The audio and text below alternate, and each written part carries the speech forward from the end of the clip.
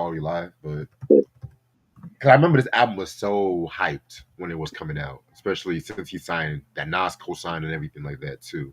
Right, facts.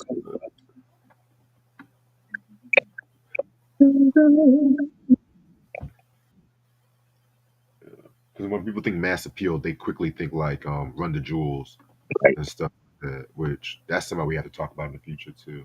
yeah. So when the jizzles,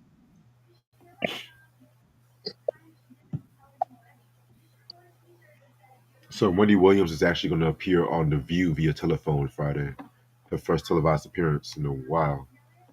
taking baby steps. They made like at first they're gonna make it out say, oh, she's gonna come to The View, but when they said it was telephone, I was like, y'all motherfuckers, fucking hype for nothing. Right? Shit.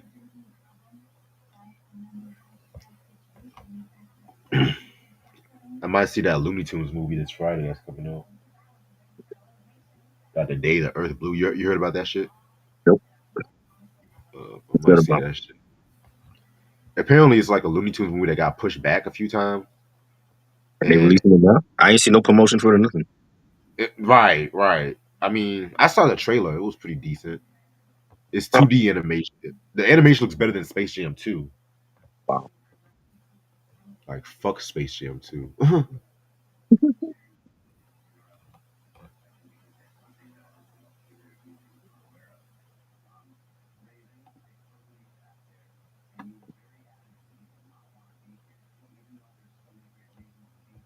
Man, I might go CD shopping this weekend. I don't give a fuck. Yeah.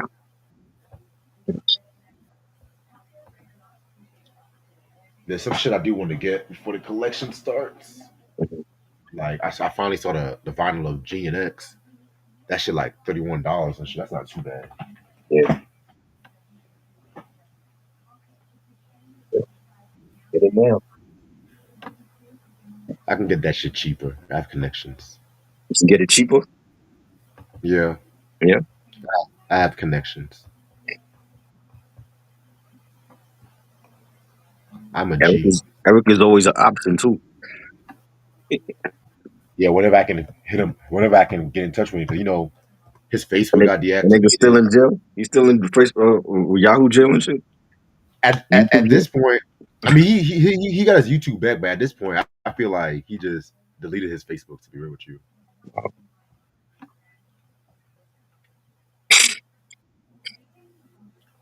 because he got tired of being on Facebook jail and YouTube jail and some shit. That's what I think.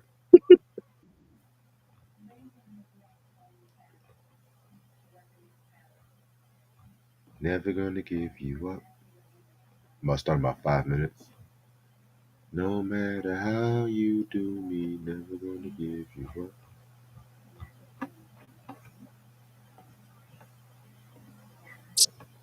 All right. Q said he just got his out Amazon. Okay,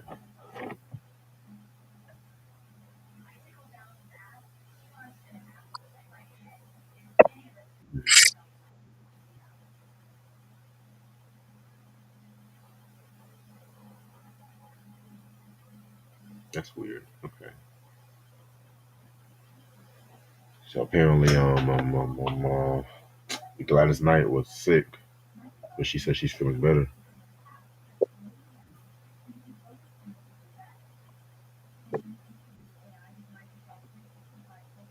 What is your favorite lemonade drink? That regular lemonade for me. That's If it, what if we it's doing. done, if it's done right. That's what we doing. Baby lemonade drink.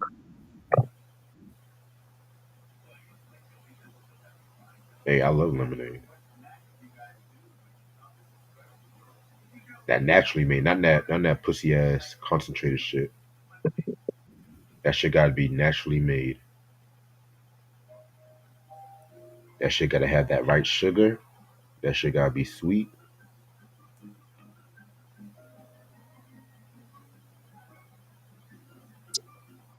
I don't do Minute Maid shit.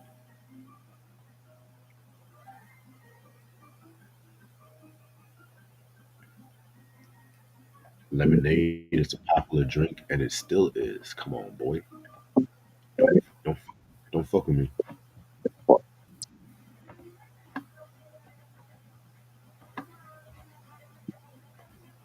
All right, I'm ready to start whenever you are. let's go. What's up, you two? How y'all doing? This your boy Reg in the building. I got my homeboy trying to building with me.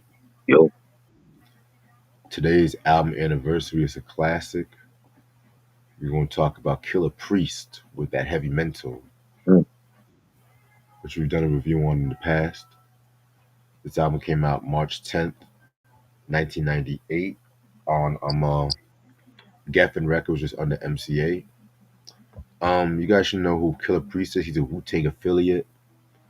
Um, he made his first appearance on Wax on the Guru track, Basic Instructions Before Leaving Earth, which I'm gonna get more into that in a minute. You know what I'm saying?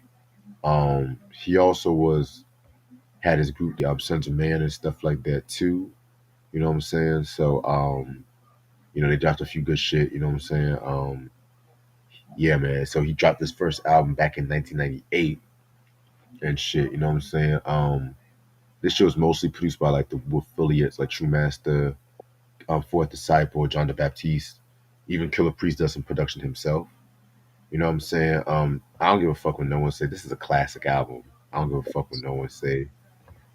To me, the second wave of the Wu solo joints, the affiliate albums like Capadonna's The Pillage, the Wu Syndicate joint. I mean, they were holding the Wu down with them shits, in mm, my opinion. Like '98 has some good shit for the Wu, like Method Man's Takal 2000, The Pillage, Capadonna. That was I think Wu Syndicate either came out '98 or '99, one of them years. But yeah, man, it's like I feel like the second wave kind of gets a little slept on sometimes too. You know what I'm saying? But that's another story for a different day. But yeah, this track right here, this album right here, pretty much, talks about like a lot of like, Islamic, like Judeo-Christian Islamic and stuff like that too. You know what I'm saying? People were talking about the Exodus with Jews and stuff. Classic tracks include One Step, which I think that's like one of his most signature songs. yeah, I love Tai Chi. That was dope.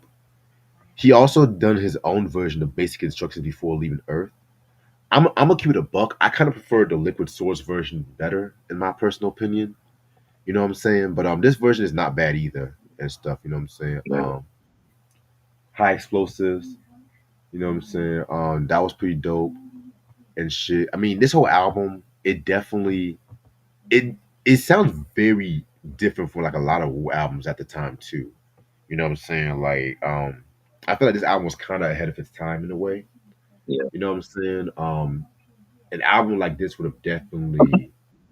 I feel like this album probably would be like 6 years ahead of its time, just in terms of like the concepts and stuff like that too. You know what I'm saying? So, we've done a review on this years ago. Gave it a great review and everything. I feel like every Wu head should definitely own this album and stuff like that. Every hip hop head, excuse me. So, what do you think about this album? classic. Yes, we did. We did a review on my channel actually. During the Yeah, pandemic, that was great. I wanted to switch it up and do something different. Nobody talks about this album. It was great production from Fourth Disciple and True Master on there. Arabian Night. Fake MCs and Cross My Heart. Bible track.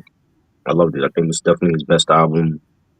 Just the stuff that he's done with the Wu affiliated artists. It was great. He's still dropping heat. I know he came out with a video today on his YouTube channel. So just a dope artist. definitely. All right. So now I'm about to show y'all the Billboard charts. This is actually the Hot 100 from the week of March 10th, 1984. Thought I'd do a little bit of 80s here and there and shit. Let's see what we got here. I'm gonna do like the top 15. I was going to do the top 20, but they kind of cut down. They kind of cut this page up a little bit, so just bear with me. So number 15, we got the Point of Scissor with Automatic. This is actually the cover of the Prince song from his classic 1999 album. It's that was a weird trend for Prince. Like at that time, like people would randomly cover certain songs from him that might not be the biggest single, but then it'll be more successful than the Prince version itself and stuff like that.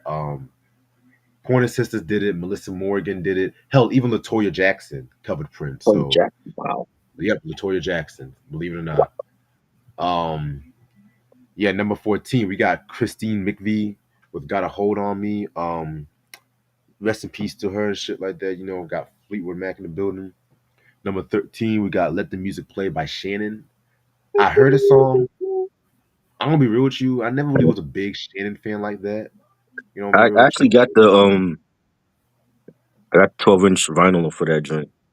You showed me that Yeah, actually. that's really the only song I know from her. I don't know shit from her after that. So She was a one hit wonder pretty much. yeah, Number 12, we got Duran Duran with "New Moon" on Monday.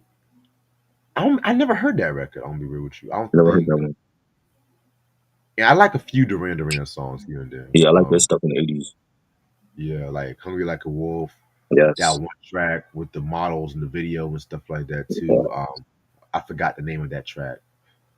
Number 11, The Police with "Wrapped Around Your Finger." Sikonakasi, pretty dope song. You already know. Number Number 10, The Culture Club, Karma Chameleon. Ooh, Love that track, and that's like yeah. one of my favorite Culture Club songs. Yes. Number Number 9, Kenny Loggins with "Footloose." Ooh, This is the time when you said what? Footloose. Yeah, this was the time when Kenny Loggins was doing all those soundtrack songs and stuff like that too. I'm gonna be real with you. I never really cared for that song like that, Mm. and I don't think I've ever seen Footloose the movie. I heard about it though, but Yeah, it was okay. yeah, I know that Kevin. That's like one of Kevin Bacon's Yeah. signature roles and shit. Yeah. Number 8, Eurythmics with "Here Comes the Rain Again." That was a pretty decent song. Mm-hmm. Number 7, Huey Lewis and the News. "I Want a New Drug." Never liked Huey Lewis and the News. Keep it a buck with you. I'm so glad Ray Parker so sued the fuck out of him and shit. Number 6, the late great John Lennon with "Nobody Told Me." That was I think that came out from his '83 posthumous album. I think it was called "Milk and Honey," if I'm not mistaken. Never heard it though, but number 5, we got Rockwell featuring Michael Jackson and Jermaine Jackson. "Somebody's Watching Me." I only love that song because of MJ. To be real with you, speaking of MJ, number 4, we got him with the Thriller song. You know what I'm saying? You know it's Thriller. Which, hot take, I always felt like that was the most underrated song from Thriller. And of course, he would leave the stream. I think he had to fix the stream. Because I think no one really talks about how great of a song Thriller is. It's just the video. And I love the video too, but the song itself, I always love that record and stuff. You know what I'm saying? Number 3, Nina with 99 Left Balloons. Da, da, da, dee, dee, dee, dee. That song. That's a pretty catchy song.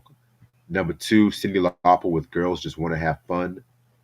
Classic song. I think that was from the "She's So Unusual" and stuff like that too. Did you hear what I said by the way? Nope. You was muted or something. I said hot take. Oh, The song "Thriller" might be the most underrated song on the album, if you ask me. but Michael? Yeah, because people only recognize the video, but the song itself, if you look at the song itself and the instrumentation, I mean, it's definitely a nice little funk track. But that's just my opinion, you know, Mm-hmm. because it's like that. The video, it's like one of those songs where the video is, of course, bigger than the song, if that makes sense. Mm-hmm. Right. But I might be just doing too much anyway. But that's number 4. Number 3, we got Nina with 99 Loves Balloons. Da da da dee, dee, da. Mm-hmm. That was another one hit wonder. Um, Number 2, we got Cyndi Lauper with "Girls Just Want to Have Fun." And number 1, as third week of number 1, we got Van Halen with "Jump."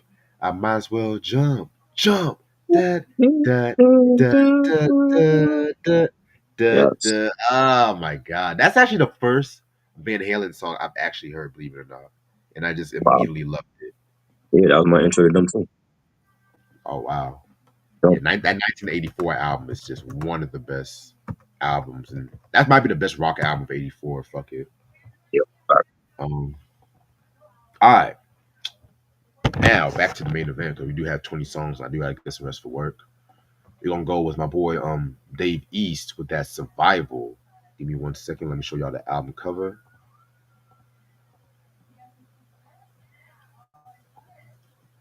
This album came out November 8th, 2019, on 360 with Mass Appeal, Def Jam, and From the Dirt. This is actually his debut studio album, but he dropped a few mixtapes here and there back in the past, which we'll get into that in a minute. You guys should know Mass Appeal being Nas's label and stuff like that too. It only came out with one single, as That's highly crazy. anticipated as his album. It Crazy. only came out with one. We'll talk about this. Because and since we have like 8,000 producers, give me 1 second. I gotta catch my breath. I'm gonna drink some water, right? Oh man. Because these niggas be having like 35 producers, Right. and I be going through this shit in like 5 minutes and shit. So I gotta get my breath together. Okay. Producers. Nas is executive producer. Elise Fame, Arab Music, Ash, Beat Butcher, Boogs the Beast, Buddha and Grants, Coop the Truth, CT, DJ Green Lantern, Dylan Graham, Illo Wayno, what? Il Wayno, okay. Justin Zim, King Benjamin, spelled BNJMN. He thinks that's clever, but it's really not. Major Seven, Mike and Keys, Mike Coos, Motive Alumni, Murder Beats. Give me 1 second. Hold on. 1, 2, 3, 4, 5, 6, 7, 8, 9, 11, 12, 13, 14, 15, 16, 17, 18, 19, 20. I just listed 21 producers. Okay.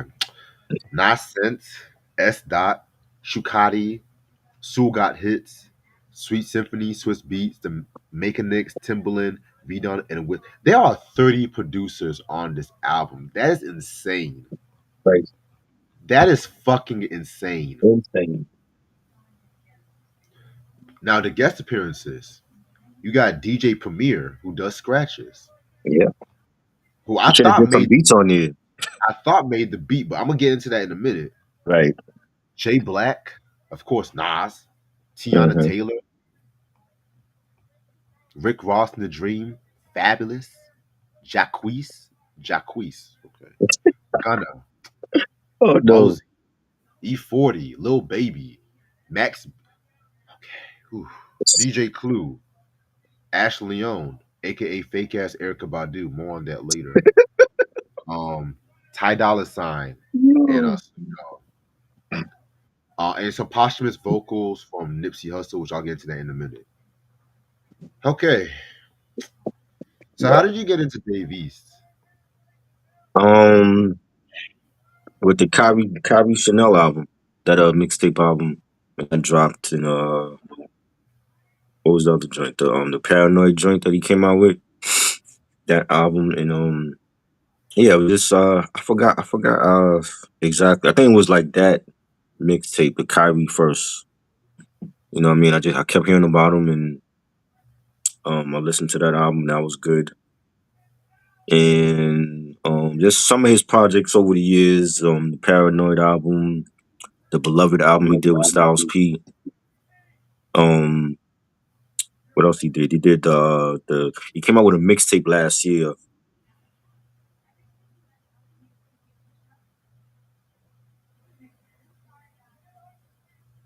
I guess he just froze up again. Okay. Um. Well, while he's getting his stuff together, I guess I got into him because I think I pretty much heard him freestyle and stuff like that too. I think it was on the radio station. I heard him freestyle, and I was like, "Oh, this kid's nice and shit." You know what I'm saying? And I heard that he signed with Mass Appeal. Yeah, he just got I, kicked out. I don't know what's going on with Evie Mux, but yeah, like he basically made like a mixtape around Living Single and Martin, and that was fire. And then he had the album with the Hoffa album with Heavy Fraud. That was dope. You know what I'm saying? And I've been a fan of his since that. Like I haven't checked out all his stuff because some of his shit is like, you know what I mean? It's like he go trappy for a minute and then he come back and he do the boom bap shit and you know what I'm saying? But um when this album came out, I remember hearing this album and I forgot. I was like, yo, I forgot all about this album. It's been years. and this is like his Def Jam debut, and they never even promoted the damn album, which makes no sense. Def You Jam know was what in I'm a saying? weird spot at that Like time. they spent more time promoting Benny's album. That shit was trash compared to this album. You know what I mean? So I didn't understand. I don't understand what Def Jam is doing over there. They need some proper management over there. But yeah, this album definitely, I was checking for this when this came out, and I think he's dope. He's still coming out with joints. You know, I know he got that new album with Ransom. That's pretty good. You know, and it's like I saw him in an interview. He was like, you know, he reps both Harlem and Queensbridge. But like his aunt used to think he got kicked out of his house. His mom kicked him out, and he went to live with his aunt in Queensbridge. And then he spent some time in like Baltimore. He was like playing ball down there, whatever. He came back up and got the deal with Nas and all that.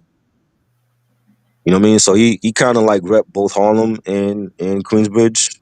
You know, and I think that's why he has like his style is like different because like he can do the boom bap and then he could do the trap shit. You know, but I fuck with him. Though. I think he's dope.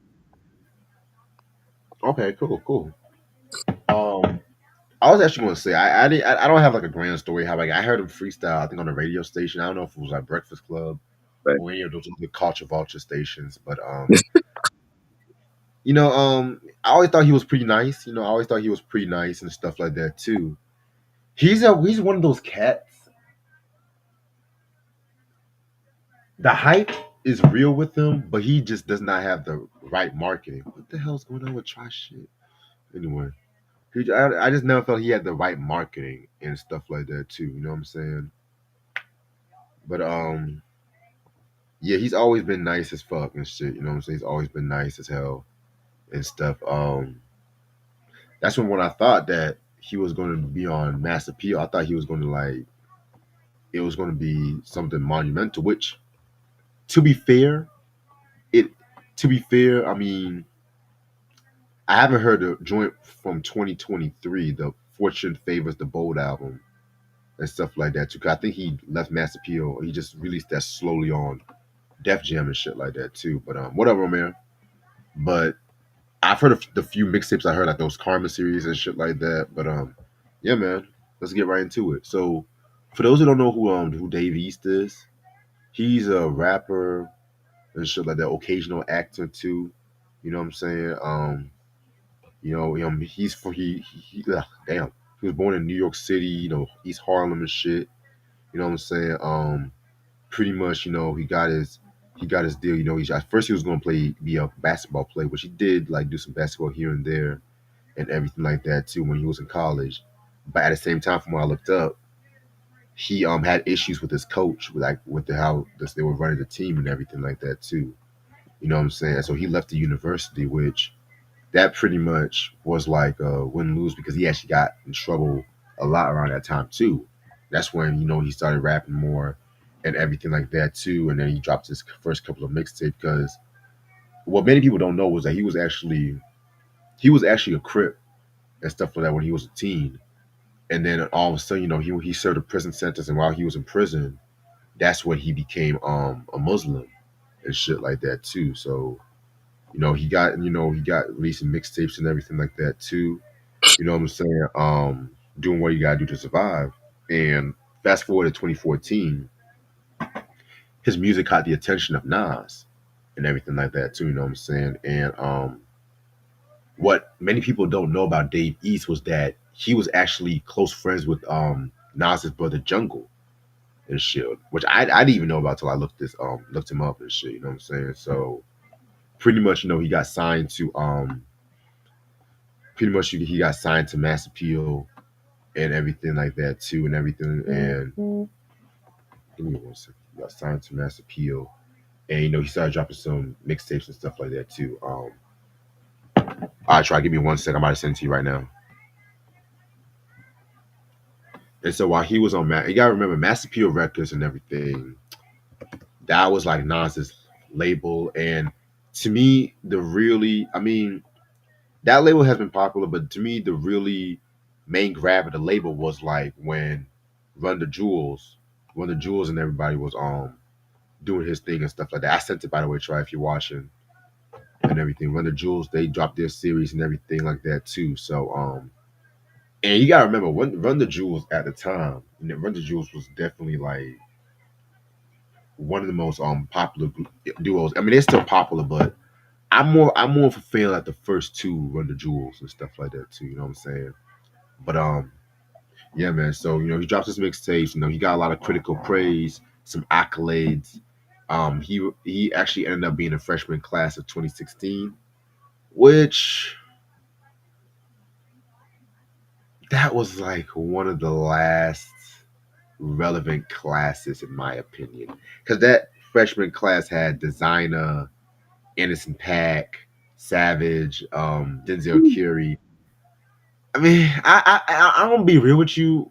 I never really, I never really would recommend any new artists going to the freshman triple double X trust at double XL because there's some motherfuckers I'm looking at there that they drop like 1 or 2 albums and then they disappear and shit. You know what I'm saying? But yeah, I won't be there. I think even Benny was offered to be in one of those freshman class and stuff like that too, but he even declined. He said Jay-Z told him not to do that shit And and he stuff. said, "Fuck that. Yeah, because even I wouldn't want to be in the freshman class and shit. Hell no. You don't need it." Hell no. And you gotta remember, sometimes those motherfuckers they be editing some freestyles, but they want to have the whacker freestyles last longer because they feel like that'll make fun of the rappers and shit like that too. You know what I'm saying? Like y'all remember Designers freestyle with Double XL? Y'all remember that shit? But Right. moving on. So he also did. Speaking of freestyles, he also appeared on the Hip Hop Awards cipher in the 2016, which that was with Young Ma, Miss Jade, Kerr, and Sam Black. I think I saw that one around that time. The Hip Hop Awards was kind of going downhill too. So the ciphers was like the best thing. I remember they did the R&B cipher. I don't know if that was the Hip Hop Awards or the Soul Train Awards. One of them motherfuckers. But so, mind you, around this time he started acting and stuff like that too. He done his debut on Being Mary Jane, which was that Gabrielle Union show back in BT and everything, which that was a interesting show to say the least. He's still dropping mixtapes like Paranoia 2 and everything like that too. You know what I'm saying? He also appeared in the movie Beats, but his real breakthrough became when he portrayed Method Man in that Wu Tang American Saga series that happened on Hulu, which yeah, you guys know how I feel about that And it series. I'm wasn't. not really the biggest fan because I feel like for one, some of the actors that they got portraying some of the Wu members, I feel like some of them were miscast. It kind of rearranged some of the history for TV purposes. I'm just like, okay, okay. I might give it a chance. I might watch the full series one day, just for fuck's sake, because I know that show ended like years ago. But I'm just being honest, and I love Wu Tang, so yeah, man. Fast forward to 2019, he was doing some more shit. He was getting ready to drop this album and everything like that too. You know what I'm saying? And so he had dropped the Survival album and stuff. You know what I'm saying? And this is where Master got that joint deal with Def Jam and shit. You know what I'm saying? So he had dropped a 5-part documentary about the recording process of this album and stuff like that. You know what I'm saying? And I think the album was originally supposed to come out in 2018, but it got delayed a few times, and that's when it finally got pushed back to November 8th, 2019. And for an album that's like 20 songs for one single, that's interesting as hell. You know what I'm saying? Yeah, that's interesting as hell and stuff like that. Because at that time, Def Jam was also in a weird spot at that time too, because that was when Russell Simmons was escaping when all them He was escaping. allegations came out. He we wanted to be like a monk now, Wow. and then Paul Rosenberg was the CEO and everything like that too. You know what I'm saying? So it was just like a very weird time, and I He felt was like asleep. with this album, it definitely is a very interesting album just by the timeline that came out and stuff like that. Because Dave East, he's pretty dope. I like Dave East and everything like that too. You know what I'm saying? But am I going to admit that he wasn't let down? let's start with the first song. We're gonna start with the first song called excuse me, They They want Will to kill Kill you. You. They Want to Kill You, featuring DJ Premier. Now, I was surprised when they said Swiss Beats did this beat because I actually like the beat, He didn't do that believe it shit. or not. Hell no, he didn't do that shit. They lying. They said That's it on the definitely a credits. Primo beat. It do feel like a Primo beat. It Yeah, that's do. definitely a I Primo don't beat. give a fuck. We didn't do that shit.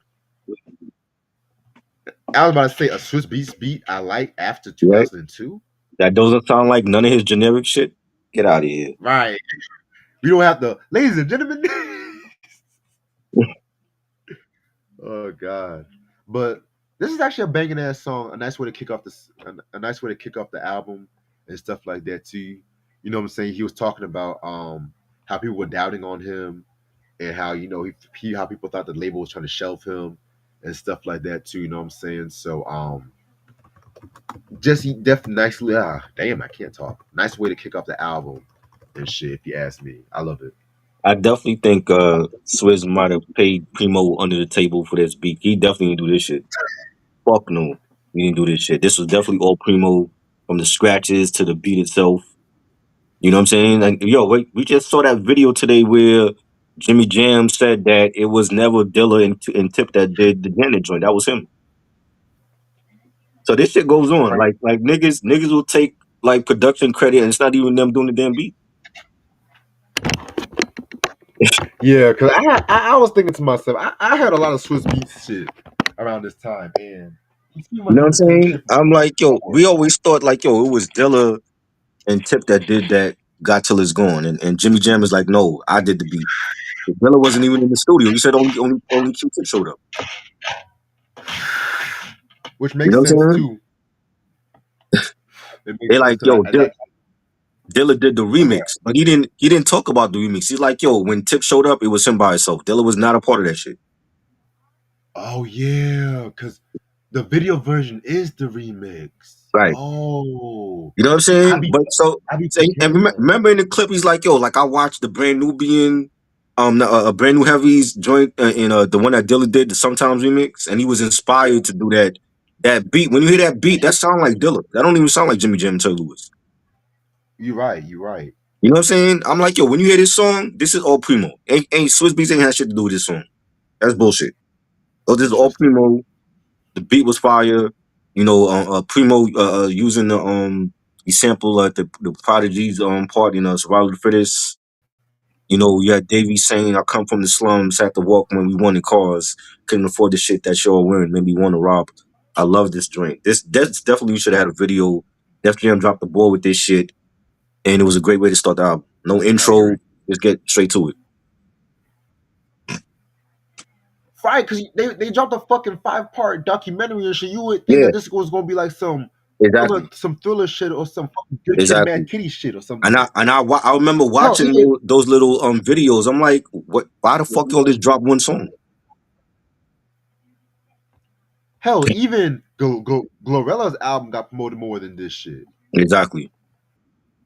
Make that make sense. That that's insane.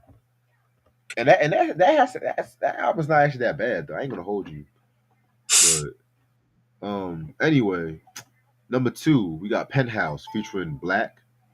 This was produced by Mike and Keys. This was more radio friendly. I did not like this song. I'm gonna keep it a buck with you guys. I'm gonna keep it a buck. I didn't like Yeah. the auto tune ish Mhm. wannabe. I didn't like the radio friendliness. I tried to really. I was like, okay, this is the. It was too much Jay Black. I don't know who the fuck is Jay Black motherfucker. It was just too much of him and shit. You know what I'm saying? So, I we already in the second track. We already having trouble. Yeah. Trouble. Trash. Did not like it. I didn't like the beat. And this is what I mean about Dave. Like he goes, it's like he weaves his way in and out of the trap shit and the boom bap shit, and you know what I'm saying. Some people like it, some people don't. I feel like that's all part of him growing up in both Harlem and Queensbridge. So it's like you had those two different flavors, but I didn't care for the beat. Yeah, that beat was trash. It's like how you go from a boom bap from boom bap shit to this shit. Like, come on, man. Yeah. Don't fuck with me tonight, man. All right. Next song we got is Godfather 4 featuring Nas. Now, this was produced by DJ Green Lantern. Yeah, Nas had to save that Green Lantern shit for himself. He was like, fuck Right. that. Right. So I actually like this joint. This joint is not bad. I love the chemistry between East and Nas and stuff like that too. Now, I'm not saying it like no Nas and AZ level. I'm not saying that, but it's a good chemistry. Spoiler alert: he does have a lot of Nas S songs in the middle, which we'll talk about that in a minute. Um, yeah, man. This was pretty dope, pretty cinematic. I feel like Green Lantern was the right producer for this joint right here and Yeah. stuff like that too. You know what I'm saying? Yeah. Yeah. I honestly, this could have been the second track. Honestly, Yeah. This should have been a single. Like when you have Nas is basically his boss. Like he's on his label Mass Appeal, and you get your boss on your debut album on Def Jam. You got to make this a single. You know what I'm saying? And right. Godfather, and you name it Godfather 4. Come on, you know what I'm saying? Like the This should have been beat, a promo it single. huh? It could have. I didn't mean it could have even been the promo single. Yeah, it could have. Yeah, right, exactly. It could have been like a promo single. You know what I'm saying? Get people hyped for this album, and it sounded like a rap ballad. Like you got like a slow beat with the strings and the guitars at the end, the horns on it. Nas is definitely, Nas is gonna kill it. Nas is definitely was the star of this track. You know what I'm saying? And he said, my dead granddad came to my cousin through a psychic. I don't really like it. Pay prices for afterlife advices. I told my bitch she hit the generic lottery. Love when she lied to me. A friendship is built over time and trust too. But trust is a contract that constantly needs to be renewed. I wish he would have told Khalees that before they got that divorce. But this track clearly Nas was the star of this joint, and it's a shame again by Def Jam because they don't know what the fuck they doing over there that they didn't promote this as a single. Yeah. No true words have ever been spoken like that. I agree. I highly agree. Moving on, we're gonna go into the next track called "Need a Sign" featuring Tiana Taylor. Speaking of Def Jam, another artist that ironically they didn't do a lot of promoting Hmm. was Tiana Taylor because that year before she dropped that "Keep That Same Energy" album, Hmm. part of the whole Wyoming series. Right. In my opinion, one of the few best albums from that That was Wyoming dope. series. Ye gave us some dope ass beats on there. He did, but at the same time, it's like you remember that the only good things about that Wyoming series was Daytona and Kids See Hmm. Ghost Yeah, and shit like that. I agree. And ironically, Nasir. It's a lot of connections, a lot of Right. Def Jam connections today and shit. Okay, Uh huh. but I didn't like this song to be real. I didn't like this song. I feel like this fit more Tiana Taylor's album, Right. shit like that. You know what I'm saying? Ironically, this is actually Dave East's favorite song on the record. You know what I'm saying? How he was giving his perspective on God and everything like that too, which I respect, but uh, I want more boom boom boom and shit. I Right. feel like for the first four track we got like a boom track, a radio friendly track, a braggadocio track, and now we're getting some. I don't know. It's just like I need a clear consensus right now. I didn't mind it though. I thought it was dope. Um, I'm not a diehard Tiana Taylor fan. You know what I'm saying? But she was okay. Davey saying, they say stop, so we speeding. We speeding so we don't see the signs. Feel like a war going on. Your people dying. I love the track. I thought the track was fire. Again, this could have been another single. Right. All right. Next song we got us on the way to school. So this is one of those songs. Now, first of all, I do like this song. This was dope, but this is one of those Nas esque songs. Cause tell me you can't picture Nas doing a song like this. Like it was written Illmatic Nas or some shit. Exactly. Yeah. And he has a lot of songs like that. Hmm. And I get it.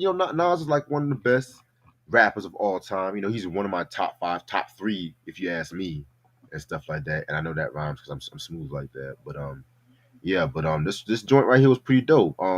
He's just talking about the shit he has to go through on his way to school, how motherfucker want to fuck with him. Very storytelling kind of track, which you know I love a good story. He had a line where he says his mom needed help. He got a job. Like, why stay in school? His best friend just dropped out. He asked him H to move. I'm not gonna tell y'all what H means. You got your pops. He ain't seen his father. He can relate to you. His cousin pumping coke in the lobby. He's been watching him. His mama wasn't affording them Jordans. He was like, I'm copping them. His crew said, fuck school. You rather go hit the block with them. Like, that's the Dave East I fucking love and shit. I wish there was a lot more of those songs on the album, but this is so far a favorite of mine. I like it. Yeah, I thought it was a dope song. I definitely could see. I could have definitely seen Nas on Illmatic do something like this. You have Davies' mom's waking him up for school, and he's saying, report cards always kept me in trouble. That shit will change your mood. Always had love for my teachers. I just hated school. Right. And on the Mm-hmm. chorus, I see niggas down on my way to school. I just tried to stay alive on my way to school. I mean, we've all seen that. I remember seeing a dead body in the back of my school in second grade. So it was that Oh, crazy out here in New York at that in '80s and '90s, and you know I think it was definitely a reflective track that I enjoyed. I feel you. Shoot. I saw a dead body one time too and shit. Yeah, how I old just was walked. you? I was like about 14, 15, but I just walked Yeah, by. I I, didn't s- care. I I didn't really saw care it too. in the morning time coming to school in second grade. And this is like Brownsville, East New York. That's where my elementary school was. So Brownsville was always crazy. And in the morning time, yeah, it was somebody that got shot right in front of the school, back of the school building. Cops came, ambulance, all that. We saw that bloody sheets over him. It was crazy. You only never seen nothing like that. Nah, nigga. All right. Next joint is 17. This is another favorite joint of mine and stuff like that too. You know what I'm saying? Um, pretty much just talking about his drug dealing shit. You know what I'm saying? Um, when he was 17, how he was like running his game and shit. He was pretty much Lil Kane in the shit. He was on his Kane and shit. Right. Right. Yeah. The beat was dope. You know what I'm saying? Like again, it was him. Going into that commercial mainstream trap audience. You know what I mean? Mm-hmm. Yeah, you're right about that. Yeah. All right. Next track we got is Mama I Made It. Yeah, this is one of the first songs I heard from this joint and stuff like that too. You know what I'm saying? This is definitely a love letter to his moms and whatnot too, you know what I'm saying? About how his mom used to get his shit together and stuff like that too, you know what I'm saying? I mean, I can definitely see why the song is a fan favorite to a lot of people and stuff like that too, you know what I'm saying? So yeah, this is not a bad track. Definitely, it's banging. Again, this could have been a single. It's basically like a song for his mom, and you know, he had the mint condition. He sent me swinging sample in that, and he I has like forgot about that. yeah, and he had like his mom is like talking to him, and like telling him to get ready for school, and he's saying, you provided, I would ask you for expensive shit. You would still try to buy it. Disrespect my mother. I'm gonna start a riot. I always used to want the expensive shit, the Jordans, the Guess jeans, the Bow jeans, Polo, all that. You know what I'm saying? And being the only child, like my mom always made sure I look good. So I loved it, man. It was, you know what I'm saying? It was great. I definitely could relate to this song. Yeah, I definitely feel you on that shit, you know what I'm saying? I mean, that's your mama. You gotta love your mamas and shit. Yeah, You know what I'm saying? Give me 1 second. Wow. Okay, finally, comedy hype is actually doing something comedy wise. Wow. Okay. All right. And we go into some trash with a song called OG with Rick Ross and The Dream. For the love of fucking God. This is a track. Why wasn't Wale? doing a song like this. Like this song is not good. I don't like this song. I never really I don't care for this. I didn't like the beat. I love the dream, but I feel like he wasn't really needed and stuff like that too. You know what I'm saying? Yeah, Yeah. I could have skipped this track. You didn't like it? Nah, don't tell me you Yo, like this track. well, I'm gonna tell you. To me, it fit more Rick Ross than Dave, but I can see why he did it though. You know what I'm saying? Because they're like the mainstream cats you go to when you need a joint like that. You know what I'm saying? So I mean, Rick Ross don't miss. That any feature he's on, he's always gonna kill it. I think he killed it on this one. I like the beat. He said, zero hesitation when it comes to living. I see the revelations, they become so vivid. I see the dedication. I like other women, different destinations. You deserve those visits. Love his flow on this. It's Ross. I don't think Rick Ross has a bad feature. He always kills it on any feature he's on. The beat was more tailor made for Ross. That's more like an MMG beat for him than Dave. Dream. I never cared for Dream. He was on the chorus. They could have picked somebody else to sing the chorus. Right. You know, yeah, it's, Yeah, it's man. very Maybach. That's all Ross all day. Exactly. Okay. Interesting. Okay. Number 9. And this is a track I'm surprised I actually like. What's Going On featuring Fabulous. Oh, I think this is the one with the You Send Me Swinging sample. Yeah. If I'm not mistaken. I actually like this song. I actually did not mind Fabulous either. Surprisingly, Hmm. this might be possibly one of my top 3 favorite songs on this album. Believe it or not. Wow, a Okay. Fabulous song's favorite. So Wow. Woo-ha. Lou from the Lou. What's goody? I like the content, and I'm not a Rick fan, but his production. Oh, his ear for beats. That's hmm always his strong suit. Ever since the Deeper Than Rap album, in my opinion. Like, oh yeah, for sure. yeah, man.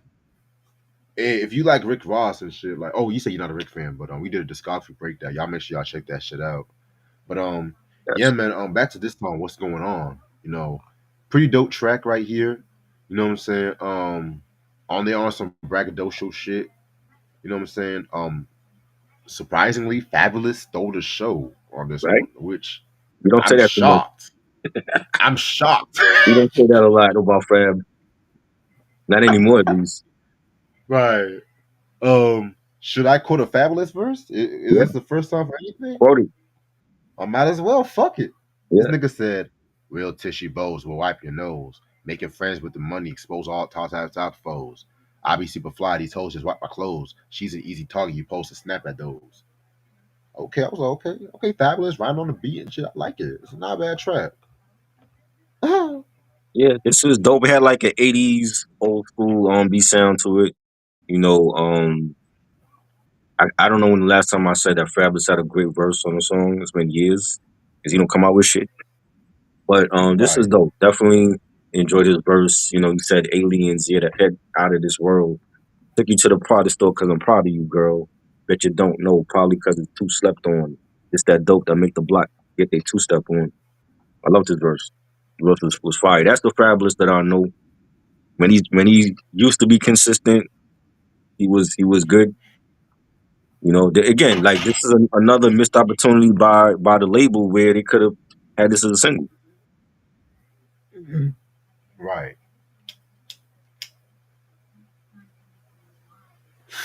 Interesting. All of this is very interesting to me. Mm. This is like we in the 10th track, and I already have a lot of opinions on this album. Right. So track number 10, Baby, you know, this track had so much potential. When they had that Marvin Gaye just to keep you satisfied sample in the beginning, you know what I'm saying? And just to let y'all know, that's a song where Jody kicked the vet out at his talk shit to her back in Baby Boy, Mhm. and I thought it was okay. The beat's gonna be fire. Yeah, Then it comes out to this weird mainstream kind of shit. I'm just like, y'all wasted a good sample for this. right, Come on. And I'm not even a big fan of, you know me. right. That's a song I would not even sample. And I know that song's been sampled a few times here and Mhm. there, but I don't want to hear Marvin Gaye over some trappy kind of shit, nigga. Come on, man. I ain't like this song. Like lyrically, it's okay, but the beat kind of ruins it for me. Yeah, I feel like I didn't think they was gonna take the sample in a different direction. They should have just left it the way it was, and it was okay. But just I feel like like they definitely could have had the beat sound differently on here. But you know what? You Mhm. actually made me think of something. I do respect the, the distinctiveness of the sample. Mhm. You know what I'm saying? Because if most motherfuckers would have used like a when most motherfuckers use Marvin samples, and I realize this, they always want to loop the voice. Like Right, prime example when Jay Z sampled Marvin for American Dreamin' from American mhm, Gangster, right, he sampled that one joint from I Want You, the since soon I'll be loving you, some shit like that. Y'all know what I'm talking about. right. And it's that you know, he just does that. Even Kanye too with the spaceship, the distant Mhm. lover. We just loop the voice. And I'm just like, that's all cool. That's all cool and all and shit like that. But Right, this one, I do respect how different it is. I just didn't like it. You know, I feel right. like it's good on paper, but not execution. I agree. Q said, Fabulous doesn't have a good catalog. I'm not a big Fabulous fan. You His got to talk to Try about his that. mixtape catalog was way better. His albums are just they were just okay, but they didn't have no classics though. Yeah, like Roman said, the Soul Tapes. Yeah, the Soul Tape Yeah, mixtapes. I heard some songs like "We Get High, So High."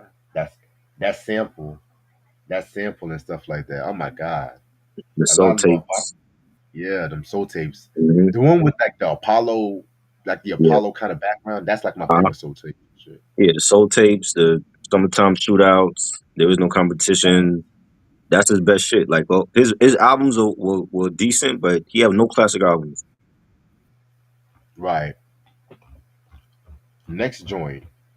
And I think this is also like a quasi single too, Alone, featuring Jacquees.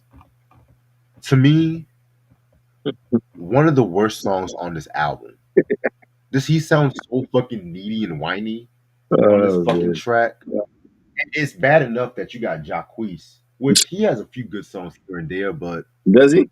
at the same yeah, I actually like a few He songs, does. like most of his The tough mixtape proclaimed shit. king of R&B. My One thing I God, can say about Jacquees, one thing I can say about him, he's one of the few male R&B acts that's on a mainstream level. He's holding it down on a mainstream level. Jacquees. Mine is kinda, but Little Wayne looking nigga. That's the same person we talking about. That can't be the same person you talking he, about. he has some okay tracks. Okay But who's tracks. better than Keith Sweat? You're fucking out your mind. Hell no, I ain't going that far, nigga. That's when he said that shit about Keith Sweat and he was better than Keith. Get the fuck out of here. When? Where? He never made a make it last forever. Nah. He ain't This never can't be the made it. same Jacquees you talk about. I'll send you some shit though. I'll send you No, some please shit. don't. Please don't. I I Jacquees. No. I've heard him what they called singing. He ain't singing. I never said he was a good singer though. Yeah, I don't think he can sing at all. I don't think he can sing at all. What these kids call singing nowadays is not singing. Mm. We yo, we, Anyway, we gotta seriously do a live stream and teach this generation what true R&B is. Because what they call R&B nowadays, I hear like some of these motherfuckers. I'm like, these niggas cannot sing a note. How did they get a record deal? I got to be on my Kane shit. How did you get a record deal? Y'all look at these motherfuckers like Jacquees and Party Next Door. These niggas cannot sing a lick. They couldn't sing for fucking dinner. That's funny. But anyway, yeah, this song right here, I didn't like. I didn't like this song. It was trash. And Jodeci should have sued him for using that Phoenix sample. That shit was garbage. I forgot they using Phoenix Sim. That's how They bad they this. they used that shit in the worst way. That shit was trash. Shit. Anyway, track number 12. Oh, we're getting to the trash now, B. Oh yeah, Uh, Every Day featuring Gunna. I don't, trash. I don't, They I trash, never liked Gunna, aka Snitchy McSnitch. right? They And could have kept his you ass know, locked up. you said what? Should have kept his ass locked up. Hey, Him and Young Thug. yeah, I didn't like this track. Trash. Track number 13 we got is Devil Eyes featuring Mozzie and your favorite rapper E40. Ooh, It's both of them trash. E- I don't like it. yeah, I ain't like this track either. Trash. This is the problem with Dave. Where he trying to do too much. Oh boy. Next track, Night Shift featuring Lil Baby. You know what I'm saying? Another garbage Now I track. do like the beat.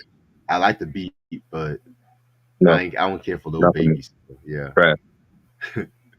We got like four Oh straight boy. trash fucking songs on here. Woo-ha! All right.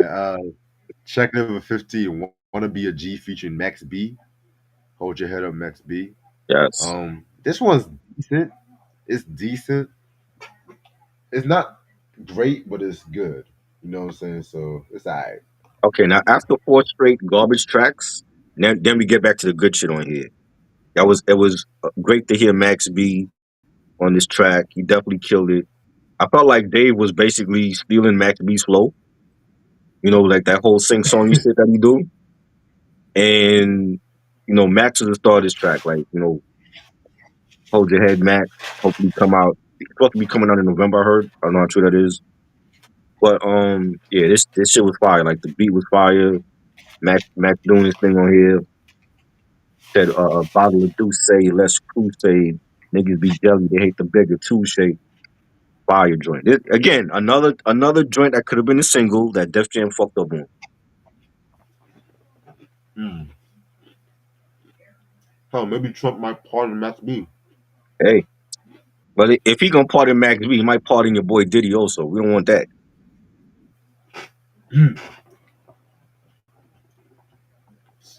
Something tells me he's not gonna get locked up. That's what I said. Yeah. Because of evidence or because of Trump. I feel it's more technicality. I feel it's gonna be a technicality. I don't know. We might not think it's gonna happen.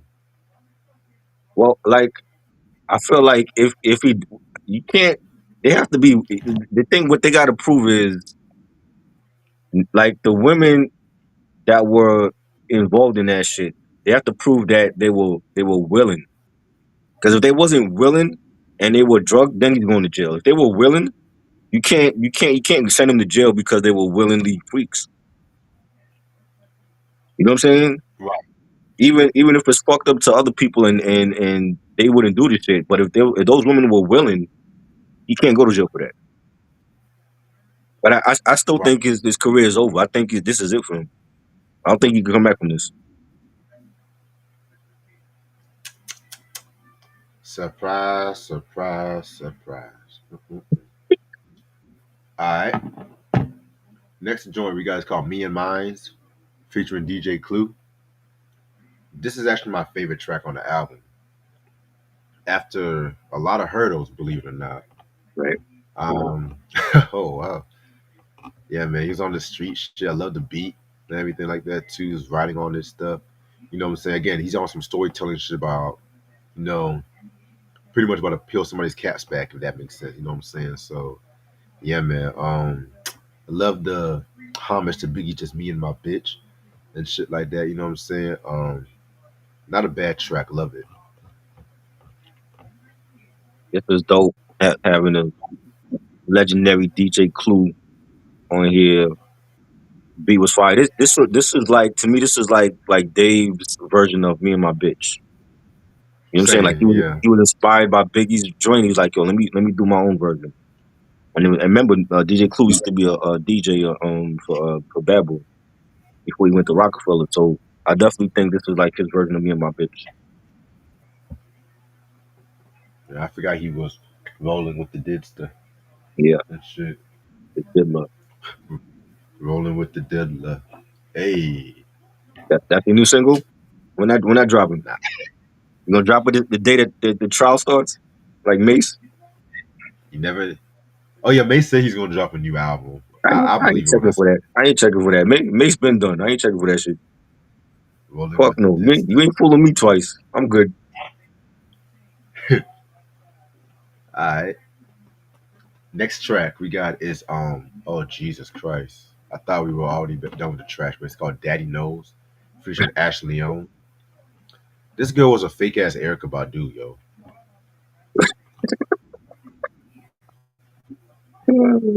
Like, tell me she did not sound like Erica Badu. I don't think she sound like Erykah Badu at all.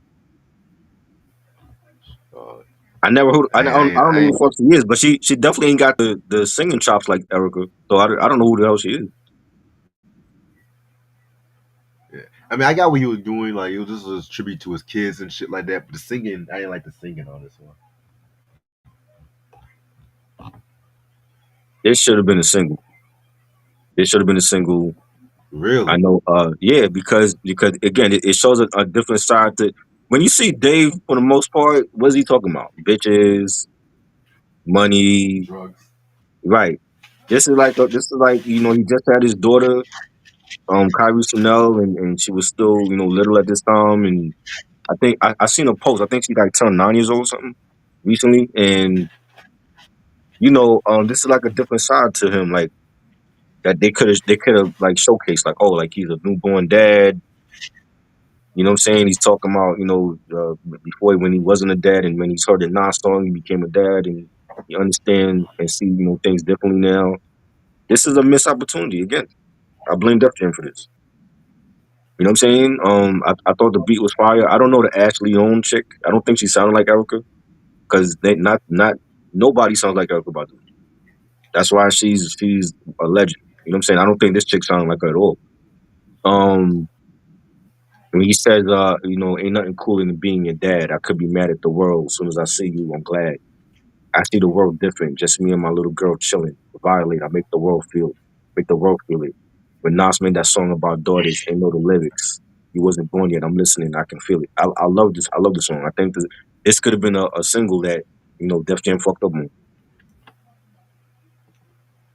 I don't know. I mean, that's interesting. Yeah, I I don't never think that thought. even the chick on the song. I don't think she fucked up the track. I just thought they just got anybody to sing the chorus. Hmm, interesting. Okay, I respect your opinion. Next song we got is "What You Mad At" featuring the Mad Rapper. This nigga still mad? Oh wow. Shiesty brought this all I got.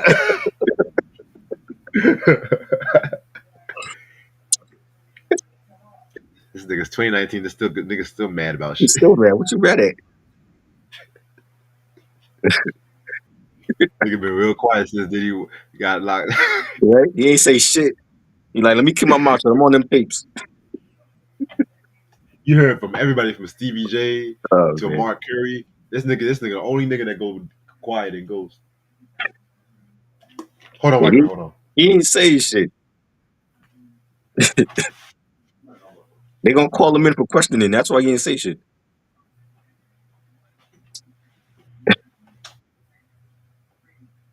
Uh,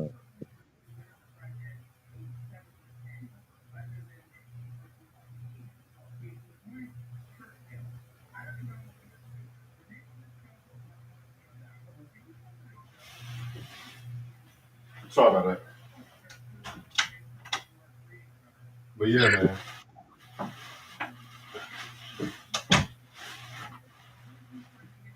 you know, Yeah, man. He ain't saying shit. He went ghost like a he motherfucker. I feel like he might be on them tapes. Like imagine him being on them tapes and he doing the mad rapper voice on that shit.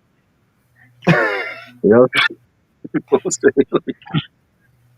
I told you you're Yeah. gonna have spam oil, motherfucker.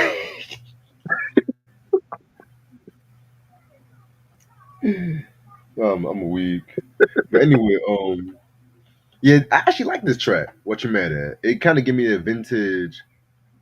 that vintage bad boy kind of feel to it, which I Yeah. don't know if that's a good thing or a bad thing when it's done right. I don't know. That's the wrong choice of word.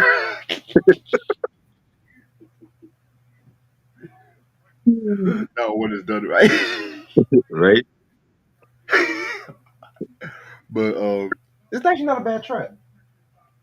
This definitely like yo. If he had, I could definitely see this song on the Mad Rappers album. If Dave was out back then, I could definitely see this song on there. You know, because he Right. had like Mad Rappers like speaking. He starts off the song and the beat was fire, like that soulful sample that they had on it, and you have another beat. There's a second beat on here as well that was dope too. You know, so I think this is one of the best songs on this album. And Dave saying, tell me what the fuck is you mad at? You never went to school, weapons in your backpack, walking through the halls like, yeah, I had that. I'm just trying to backtrack and understand what these niggas so mad at. Trying to cop a dime, I ain't have five, I couldn't match that. Fire. This, again, like if I was the head of Def Jam, I would have had a video for this joint for sure. Bring back the Mad Rapper after like so many years, and you have both of them come out with this joint. This is a fire joint right here. For real. But especially with the Diddy too. Have Diddy up in there shit like Well, at talk that about time, yeah, he was still free. Ayo East, Ayo Dave. Let's make it work. You know how he be. Ayo Playboy. Right. mm. Take that. hmm They say he's going crazy in jail and shit. Yeah, he's trading muffins for currency. Meanwhile, R. Kelly done wrote like 25 albums. I'm just Right? like, Man, he need a studio up in that motherfucker. We gotta get some real R&B let's, out. try- let's, let's give him a whole fucking studio and Give shit. him a whole Like, studio. Let's get some classic R&B again. yo, I guarantee you, all 25 of those albums sound better than anything these motherfuckers got out now. right. Hell, man. 25 albums. Shit. By the time he come out in 30 years, he gonna have like 200 albums. Right. Oh They don't man, Now I know why they call him the king of R&B. yeah. But anyway, where we at? Next song, On Sight featuring Ty Dolla Sign. Not a bad track, to be real with you. I kind of feel like this is like a bonus track and stuff like that. You know what I'm saying? I mean, for a bonus track, it's not bad. I'll accept it. It was cool. It's like a club joint, a radio joint. You had Dave on here. He's saying, fuck her so good she can't even walk right. All black hoodie on, but it's off white. I don't get no money. I just give her all pipe. Looking at me funny, they're gonna be all right. I loved it, man. Like again, like he knows how to balance between the club joints, the boom bap shit. He doesn't always do it well, but sometimes he does it. He does it good. Yeah, you're right about that. So BJ sent me some shit talking about how somebody on social media said the whispers are better than the OJs. I'm just like, I don't know. Hold up, wait a minute. He would send you that. So he put Meanwhile, on when we invite him, the nigga don't show up. I don't want to hear it. he put that on the group me and shit. I was like, no, whispers over the OJs. Whispers got some heat though, but I OJ, ain't picking whispers over the OJs. I'm gonna tell you that right now. I might pick whispers over the OJs. I'm definitely picking OJs over them. I mean, Olivia lost and turned out, rock steady, and the beat goes on. OJ's got heat too, but the whispers, them fucking twins though.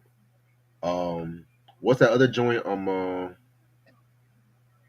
All you gotta do is say yes. Oh, come on. But the OJs were better vocalists, though, in my opinion. like in my opinion. But shit, that's what BJ said. Anyway, last track on the album, "The Marathon Continues," the Nipsey Hussle tribute. Um, I forgot to mention Nipsey Hussle also did some vocals on the Penthouse song too. You know what I'm saying? So first of all, rest in peace, Nipsey Hussle. The way he should not went out like that, in my opinion. Yeah, man, this was pretty dope track. What's so funny? Nah, I was watching something.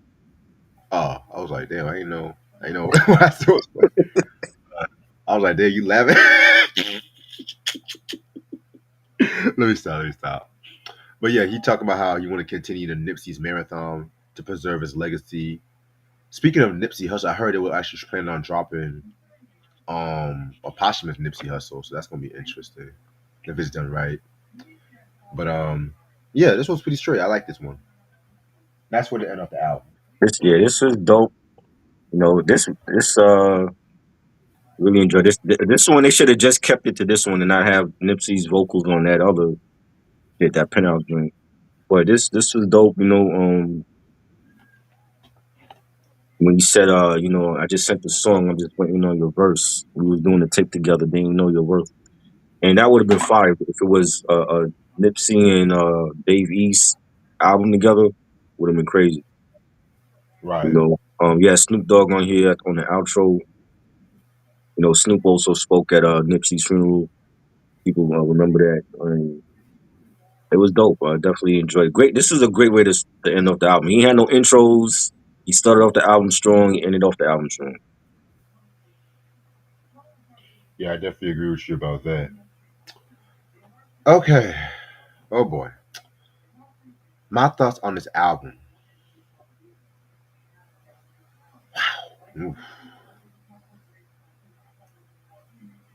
It's a very it's a well-rounded mess, but in a good way. You know what I'm saying? Like I feel like for 120 songs is a bit too long, in my opinion. But I do appreciate it. There's no stupid skits. It's just 20 straight back to back to back songs. I do appreciate that. But at the same time, too, I feel like as many good songs, there was almost the level of is songs and stuff like that. And then we had four back to back mediocre songs and shit like that too. Um, but at the same time, too, it's not like the songs that I did not like. I already know why I did not like them, but the songs I did like, some of them I was surprised I did like and stuff like that too. Now, Dave East's performance on the album, for the most part, was very good. You know what I'm saying? I felt like he definitely is worth the hype. But since now, he got that Def Jam bag and everything, they wanted definitely to him to appear on different avenues and shit. And he's not a Kendrick or even Cole and stuff like that too, as they will sometimes do the trappy shit or the mainstream shit, but at the same time they're still respectable in their artistic craft and everything. Especially if this is like your debut album, because if you have like a debut album, you don't want to always do a lot of crazy versatile shit. You want motherfuckers to be attuned to one sound. Like for example, out when Outkast did Southern Playalistic, that was a whole different sound. Like it was very G Funk influence, but it had a very southern feel to it that's very incorporated like in funk and sometimes a little jazz too and everything. You know what I'm saying? But then once they did AT Aliens, it was like a lot more melodic, a lot more smoother and stuff like that, a lot more organic kind of production and stuff like that too. You know what I'm saying? So and with Dave East, he's always been the guy that's been popular with the mixtapes and everything. You know what I'm saying? So not a lot of people have probably heard every mixtape of him. And he's not like one of those mainstream kind of cats that you always see. But at the end of the day, it's still a very dope album. You know what I'm saying? I mean, for 2019, there was a lot of in 2019, but this is one of the more better albums of that year. So I'll probably give this 4 out of 5. I think the production was banging for the most part. You know, he basically have like something on here for everybody. Like if you into trap, you got your trap audience with some of those songs. I didn't care for those songs though, but there's an audience for that. You got your boom bap, you got your club joints. It's basically like an assorted taste of different flavors on this album. You know what I'm saying? And sometimes for me, I don't think he's that type of artist where he needs to be doing, those different sounds. But sometimes it works for him, sometimes it's not. And I thought, the features, some of them were good, some of them I didn't care for. You know what I'm saying? But this album for his Def Jam debut, even though Def Jam fucked up on promoting this album, they should have done a way better job promoting this album. You know, when you have artists like Glorilla and fucking Justin Bieber, they promote their albums on Def Jam and not this one. It makes no damn sense to me. He promoted Benny's album, which was trash. It makes no damn sense to me. He had a better Def Jam debut with this than Benny's album. You know what I'm saying? And that was more. That Benny album had more buzz and more people expecting great things because Snoop Dogg was there and Snoop was co-signing that shit, and that shit turned out to be trash. This album here was fire, and they don't promote the shit. I don't get it. You know what I'm saying? But a lot of the songs were dope. Godfather 4 with Nas, that should have been a single. They Want to Kill You with Primo, that should have been a single. Daddy Knows, love that joint. The OG joint with Ross. Mama I Made It, What You Mad At with Mad Rapper. Wanna Be a G. I loved all those songs. I think definitely it's for Mike's one of his best albums. You know what I'm saying? It was just I blame the label. It's not even Dave's fault. It's more the label that he was doing. Yeah. And it's kind of crazy too because right after this album came out and everything, I think he just was strictly on Def Jam and stuff like that now and stuff. You know what I'm saying? Because I know he dropped the other album and stuff like that too, and it was strictly on Def Jam. You know what I'm saying? But you never know. But I'm gonna end this off right here, y'all, because I gotta get some sleep for work. But for Wednesday, I am definitely gonna do our little West Coast Wednesdays and stuff like that. King T, the Fool. Really can't wait to talk about this record right here. So yeah, I got the vinyl and shit. You know what I'm saying? So yes, sir. That's gonna be Wednesday at 6 p.m. Also, too, I forgot to mention in the last video, I did drop my first CD recap and everything like that too for this year. So y'all make sure y'all check that shit out. You know what I'm saying? I gotta do some more editing on some other ones, so just bear with me as I try to work on them. And then Thursday we're gonna do our top R&B albums of 1978. Really can't wait to talk about that. Friday we got a yacht rock documentary, and then Saturday we're gonna do our No Doubt Tragic Kingdom review and stuff like that. You know what I'm saying? So yeah, it's gonna be peace and easy week.